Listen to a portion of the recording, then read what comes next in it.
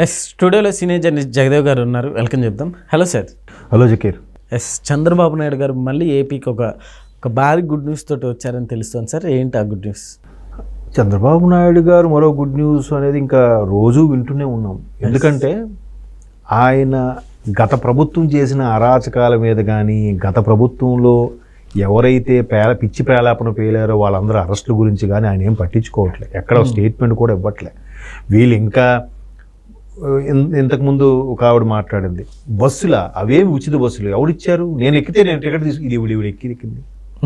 ఒకవైపు ఇన్స్టాలో వైరల్ అవుతున్నాయి. ఒక అమ్మాయి, నేను ఫ్రీ ఇచ్చిన తర్వాత మా అమ్మ కోసం పలానా ఊరెళ్ళి ఈ పువ్వులు తెచ్చాను. ఇంకో అబ్బాయి, నేను మా నాన్నకు ఇష్టమని పలానా ఊరెళ్ళి కాజాలు తీసుకొచ్చాను చెప్పి ఇన్స్టాలో వీలు పెడుతున్నారు. మా చెల్లెలు తీసుకొచ్చింది, మా నాన్న కోసం కాజాలు తెచ్చిందని చెప్పి ఆ అబ్బాయి పోస్ట్ పెట్టాడు, చెల్లి ఫ్రీ అని మహిళలందరికీ. ఒకవైపు అంతా అవుతుంది. తల్లికి 100 మంది పడ్డాయి, మొన్న రైతులకి పడ్డాయి. ఇంక కడుపు మంట. ఒకవైపు పైసలు ఇచ్చేస్తున్నాడు, అభివృద్ధి చేస్తుంది. ఇంకేముంది? ఎంతసేపు జగనన్న వస్తే పైసలే కదా, కూర్చొని తినాలి కదా వీళ్ళు కావాల్సింది. పని చేయొద్దు, అలా ముట్టి అరిగిపోకుండా ఉండాలి, కూర్చొని తినాలి. సో ఇప్పుడు ఆయన పైసలు ఇచ్చేస్తున్నాడు, మరోవైపు డెవలప్ చేస్తున్నాడు. నిన్నటికి మొన్న వారం రోజుల కిందట సరిగ్గా ఇదే రోజు నాడు సెమీ కండక్టర్ సంబంధించింది ఒక పెద్ద కంపెనీ వచ్చి ఇండియాలో ఎక్కడెక్కడ పెట్టాలి మాకు విత్ నేషనల్ గవర్నమెంట్ పెర్మిట్తో అంటే సెంట్రల్ గవర్నమెంట్ 3 రాష్ట్రాలకి ప్రపోజల్ పెట్టి 3 రాష్ట్రాల్లో ల్యాండ్ కూడా ఇచ్చింది. ఎక్కడెక్కడ? పంజాబ్, ఒడిస్సా, మూడోది ఆంధ్రప్రదేశ్. ఇప్పుడు రాబోయేదంతా కూడా ఆ ఏఐ టెక్నాలజీ మీద మొత్తం అన్ని స్మార్ట్ అయిపోతున్నాయి. స్మార్ట్ అయిపోవడానికి అన్నిటికీ సెమీ కండక్టర్స్ కావాలి. సెమీ కండక్టర్ తయారు చేసే మ్యానుఫ్యాక్చరింగ్ యూనిట్లు రాబోతున్నాయి. ఆల్రెడీ లాస్ట్ ఇయర్ యూట్యూబ్ సంస్థలకు సంబంధించి, జాకీ సంబంధించి, పార్లే సంబంధించి ఏవే వెనక్కి వెళ్ళిపోయి మళ్ళీ అవన్నీ వెనక్కి వస్తున్నాయి. ఆర్టిఫిషియల్ ఇంటెలిజెన్స్ సంబంధించిన ఒకటి ఇది వస్తుంది. ఎన్ని జరుగుతున్నా మళ్ళీ వీళ్ళు అంటే ఇంకేం విమర్శించాలి, ఏం చేయాలి తెలియక. సరే, ఈ గుడ్ న్యూస్ అంటారా? మరలా వీళ్ళు ఎంతసేపు జగన్మోహన్ రెడ్డి గారు గవర్నమెంట్లో ఏం చేశారంటే పోర్టుకి రోడ్డు వేసాం అని ఒక 10 సార్లు చూపించారు. అదే రిపీటెడ్గా. ఏది న్యూస్ ఛానల్ చూసారా, వేసిందే అలాగా చేశారు.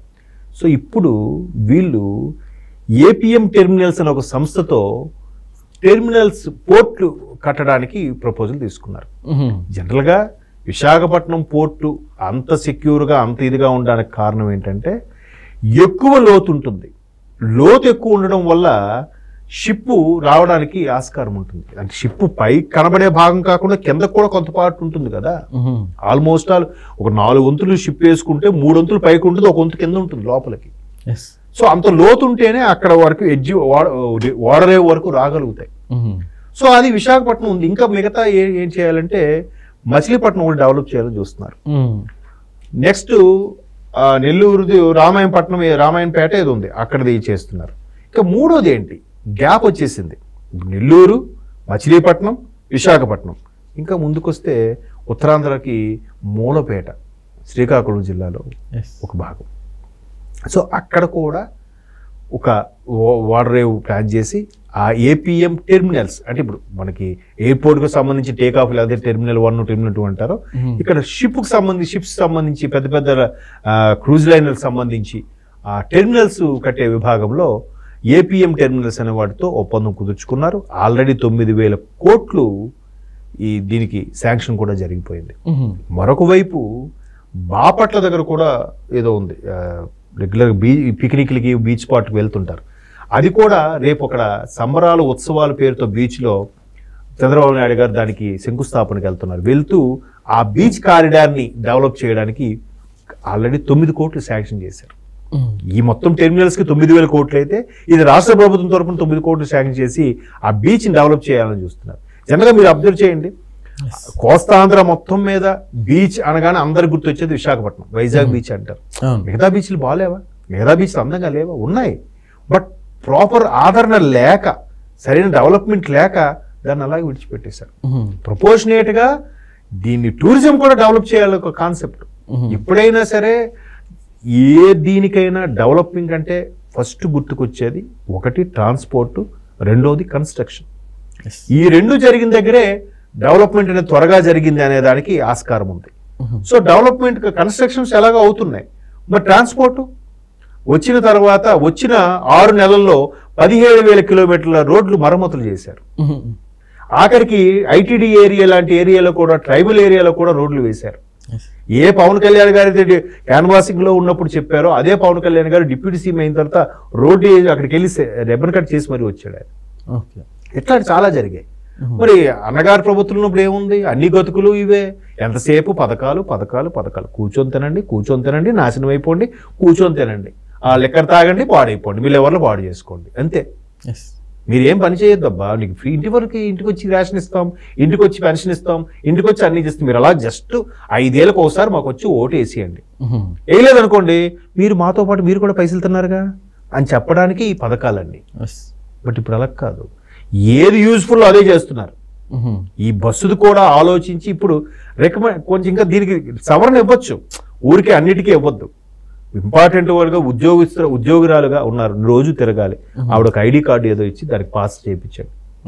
లేదా ఒక 2 జిల్లాలు 3 జిల్లాల పరిధి వరకు కానీ జిల్లాలు దాటి వరకు అంటే ఊరికే పనికిమాగా ఊరికే ఒకసారి తిరుపతిలో వచ్చేద్దాంరా, కొండ మీద ఫ్రీ లేదు కదా, తిరుపతిలో కింద వరకు వెళ్ళి వచ్చేద్దాం, ఎందుకు అనవసరం కదా, ఫ్రీగా ఉంది కదా అని.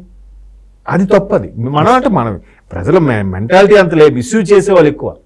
సో ఇక్కడ మన వాళ్ళు ఏది చేసినా కూడా మెల్లగా భరిస్తూ మెల్లగా ఓకే ఈ పథకాలు ఉండాలా, చేయాలా, దీన్ని మెల్లగా ముందు అభివృద్ధి చేద్దాం, రెవెన్యూ జనరేట్ చేద్దాం, వచ్చిన దాంతో ఇవన్నీ చేద్దాం.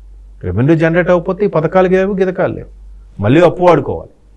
కాబట్టి ఈ విధంగా మెల్లగా అభివృద్ధి అనేది ఒక పార్ట్ అయిపోయింది.